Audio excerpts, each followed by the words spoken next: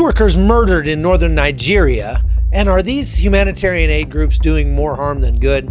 We'll talk about it on today's Hot Zone. This is the Hot Zone. Engaging with the news in a whole new way, international war correspondent Chuck Holton brings insight into areas of crisis and lets you help those affected.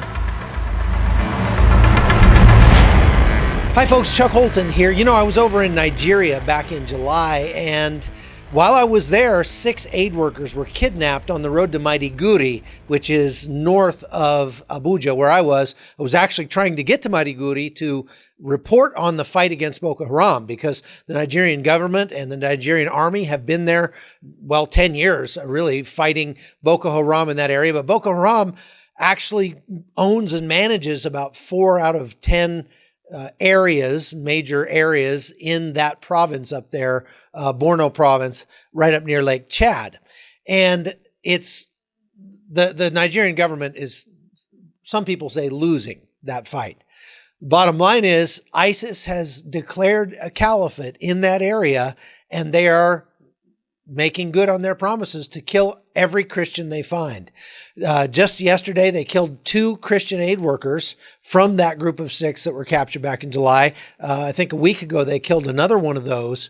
And they say they're going to keep killing as many Christians as they can find and driving them out of that area. So that's exciting. Well, the more interesting development here is that the Nigerian Army is saying that these humanitarian aid groups were working in that area, because there are hundreds of thousands of people that have been driven out of their homes. They're living in camps up there. They say these aid groups are actually working with the terrorists. Now, we're not talking about just any aid organizations. These are major groups, major funding for aid that takes place in these areas. One is Mercy Corps, which you've probably heard of, UNICEF, everybody's heard of them, and Action Against Hunger, which is a large aid organization out of Paris, France. All of them have seen their offices shut down over the last few weeks by the Nigerian Army, because the Nigerian Army says that they are supporting these terror groups. Now, I think what you have to read between the lines here, they're not intentionally supporting these terrorist groups. But what happens is, you've got a tremendous amount of aid in that area, a tremendous amount of money coming up there to purchase that aid. And all of a sudden, terrorist groups show up. These guys look just like everybody else. And so either they walk into your office one day and say, hey, if all of you want to be alive tomorrow, we need some of your budget. And they'll just give it to them. Or those people come and they walk right in with the refugees and get in line and get food and aid and shelter and that sort of thing, because they're not wearing uniforms, they're not carrying weapons at that point. And then once they're fed and everything, they walk off and go pick up their weapons and go fight the Nigerian Army. But the Nigerian Army says that they have unequivocal evidence that these aid groups are supporting these terror groups. Now, they're not saying they're doing it intentionally, but nevertheless. And, that brings up a really interesting question. How do you do aid right? Because one of the things I've seen around the world as I've done this job for so many years is that so often aid groups come in with the best of intentions, but they actually end up doing more harm than good. The short-term mission trip has become a summer fixture for Christian churches around America. They raise support in a variety of ways, then head out to take the gospel to unreached people around the globe. When they return, the kids can't wait to share their experience. They're fired up, at least for a while. And what about the mission fields they visit? Ask around, and you might find a different perspective. Career missionary Wilma Forster. There have been teams that have come down of young people. Their hearts are in the right place. They love God. But a team of 125 people, the logistics are huge. It creates a burden instead of a help. As a missionary in the bush of Africa, I've got everything I can do as a missionary to be a pastor of a local church, to meet the needs of my own family, includes my own children and their education, their schooling and all that. And with limited funds available, it does put a strain on you. One argument in favor of short-term trips is they lead to career choices in overseas evangelism. But according to a study by the American Society of Missiology, that connection isn't so clear. The study points out that while short-term missions have surged in the last 20 years, the number of new missionaries has actually declined. In Panama, I met one of those who recently answered the mission's call. Philip Brummett brought his family here a couple years ago after a short-term trip introduced him to the Kuna Indians. I'll always have a special home in my heart for short-term missions, because if it wasn't for short-term missions, we wouldn't be here. But once he began living among the Kuna, he started seeing the effect of short-term groups on the tribe. Our hope is that we give them the resources that they need and let them take it for themselves. But when the short-termers come over and do the work for the nationals and then leave, there's no ownership that has taken place. After one mid-sized church sent their youth group down for a week, Philip was amazed at the cost. The money that they spent on food alone was enough for us to pay for one of our week training for 30 of the Kunas on the island. But what about evangelism? Don't these trips usually result in locals being saved and kids taking that change back home? I had seen someone share the Jesus film over 3 nights, and a handful of people got saved. And the last night there was a Kuna pastor that preached, and 35 people got saved. He preached in his own language to his own people, his own heart, and that made a tremendous impact. Do you want to be saved? If so, raise your hand. Everybody raises their hand, and then they pack up and leave. And then the following Sunday, and the following Sunday again, and the following Sunday again, you don't see these people in church. A lot of people in our community have been saved numerous times, but there's no change in their life. Jason Lowe heads up short-term missions at his church. Well, I think you have to balance those two things. Sending money, we do a lot of that. We do send a lot of money. But my thought is that in taking people down there and allowing them to see it, you're raising up a generation of people who value missions. Then they're able to, I think, give more and stirred to give more, and it's more of a reality for them. But the current trend is disturbing for missions organizations. Overall giving to missions has been declining lately, despite the increase in short-term missions. That means it takes many missionaries twice as long to raise the support needed to make it to the field. Stu Kinneborough is involved with a Master's Mission, a huge center that trains missionaries for long-term service. He says the priority shouldn't be short-term. There's over 6,000 unreached people groups in the world, and short-term missions can't get to most of them. The percentage of income that people give to the church has been declining in recent years, and of that, only about 1% is going to support missions. The solution is more long-term missionaries. We need more career missionaries. The fields are still white unto harvest. But what we see in missions is the other end of the spectrum. Every year, short-term missions is increasing. The church in America has to sooner or later sit back and figure out the expense that the church is going through yearly to send people overseas. We should be seeing more career missionaries. In fact, the opposite of that is true. We're seeing less and less career missionaries. None of the missionaries I spoke to said that we should stop doing short-term missions, but rather we should refocus our efforts to make sure we're spending our missions dollars as wisely as possible and not neglecting those who have given their lives to full-time service. One of the things that I like about short-term missions is it allows the people that go to really have a life-changing experience, and when they come back to the States, they realize what a privileged, blessed life that we have here. There is nothing wrong with a Christian taking a vacation to the mission field, but let's not call that missions. Experts coming down are helpful if they're coming down to minister and they're not coming down just for a vacation. There is something in giving your life to something bigger than yourself. And in every aspect of my life, it is to reach people for Christ and to see them grow in the faith. Now, we're not talking about just short-term aid groups either. One of the things I think I mentioned the other day is that we've seen where aid groups have come into Africa and they've seen that, oh gosh, the people here are, kind of very, very poor. They need some, diversity in their food source. And so they bring in massive amounts of grain, let's say, to feed these people. And about half of it ends up getting made into beer. And now you've got an alcoholism problem in a place that never had alcohol before.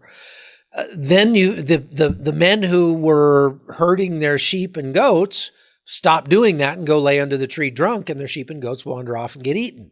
And so it ends up making the situation worse, not better. There's a great book on this subject called Who Really Cares? And it talks about the 4 directions of relationships that people have. When we show up in a poor community, the people there have relationships with each other. That's this direction, horizontally. They have a relationship vertically with God and with themselves. And then they have a relationship outwardly with their environment.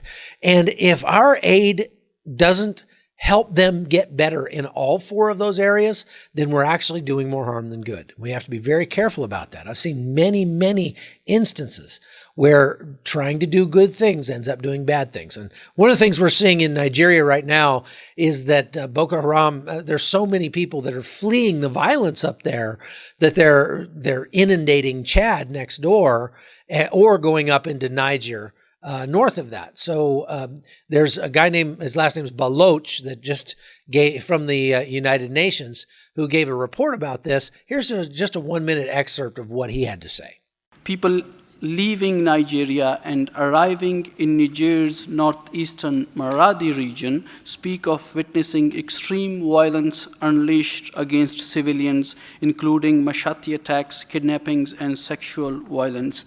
The majority of the recent arrivals are women and children. People are fleeing due to multiple reasons, as far as we understand, including clashes between farmers and herders of different ethnic groups, vigilantism, as well as kidnappings for ransom. These attacks and this violence against civilians now has forced 20,000 refugees into Niger, and as refugees continue to arrive, the fear is if this violence goes unchecked, more people could be displaced internally and also into Niger. The reality is that people who come or who have arrived in Niger speak of extreme violence against civilians, and also the reality that 20,000 are now refugees in Niger. The worry is this adds a new dimension into the ongoing conflict that is already affecting Nigeria. So obviously, after you watch that last piece that I aired talking about short-term missions, you know that there are some real dangers to short-term missions that we have to be very careful about. And at the same time, we need more long-term missionaries. We need more lifetime long-term missionaries to go into those places where either short-term mission groups can't go or where there are too many. I mean, where they need that long-term presence, people to come and do life with them. That's one of the things we've seen here in Panama. And so the problem with that is many people coming from your typical suburban middle class raising in the United States try to go to some of these places in, say, the 80-20 window over in Africa or the Middle East, and they get killed. I mean, these are non-permissive environments. Places like Jordan, Saudi Arabia, places like Morocco, and different places all over Africa. And so there's a special training academy called the Master's Mission that was built just for that purpose, to train American missionaries coming out of that comfortable middle-class life to live in a non-permissive environment and thrive there and bring the gospel to those places that are far, far off the pavement. The Master's Mission was founded by the Teasdales, a family of missionaries that's been working in Africa for 4 generations. Jim Teasdale has lived in Kenya for most of his life and will soon return to the States to head the Master's Mission. Long-term missions is on the ropes, and the majority of the people in the world that are still unreached with the gospel live in very austere, remote environments that the short-term missionaries are not getting to. Most of our missionary force is coming out of middle-class suburban America, and they're not equipped to go into those environments and get the job done. The vast majority of the resources of the American church are going to short-term missions, which means the few long-term missionaries that are there have fewer and fewer resources to work with every year. Loingalani is a village that sits on the shore of Lake Turkana in northern Kenya. It's one of the most remote corners of Africa. The people here say it was the last place in the world to make it on the map. When Jim Teasdale moved here with his family 15 years ago, the 4 tribes living in the area were at war with each other. There was no electricity or clean water. When we first got here, we were camping for the first 3 months. I was cooking on 3 rocks, hand washing the clothes. Jim had come up previously, like a few months before, put a shipping container down. So what we did was sleep in the shipping container, and then we camped and lived out in front of the shipping container. So I think it helped us to spend time with the people and get to know them and to let them see that we're very much like them, and yet we did it with joy. It was a lot of fun. Over the next several years, Jim and Barb used the skills they learned at the Master's Mission to develop a spring and install water points for the community. They built a house, complete with wind power and a workshop. They also started a local church.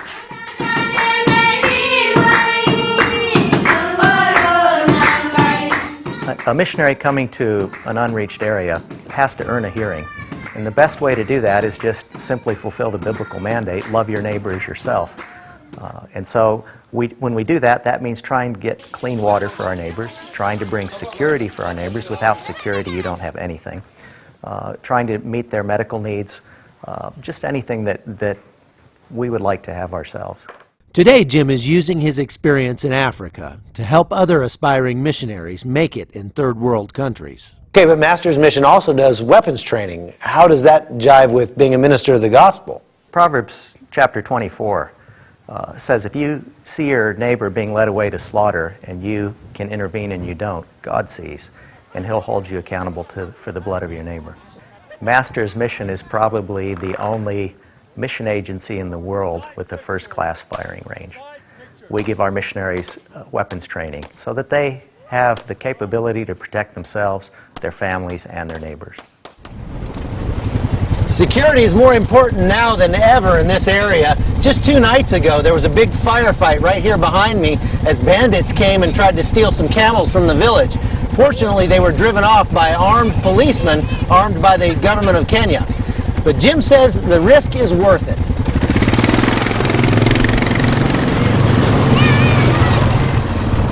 The missionary force from the American church in Kenya numbers about 1,200 people.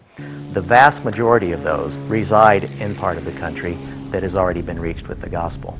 There's a lot of places in the world where an American missionary can go and be safe and comfortable. The parts of the world that are not like that is where the unreached people are. And that's where we need missionaries. Folks, the Master's Mission is one of the most amazing places I've ever been. And it's one of those things that I kind of go, man, I wish I could just sign up just for the knowledge that they get. Being able to learn to build houses and work on vehicles and develop, springs for water and stuff like that. It's just a pretty awesome place.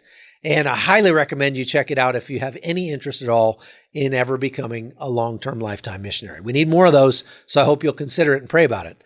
That's all I've got for today, folks. Thanks for watching The Hot Zone. I'm Chuck Holton, and we'll see you back here tomorrow. The Hot Zone is produced by Amy Holton and Livefire Media. Copyright 2019.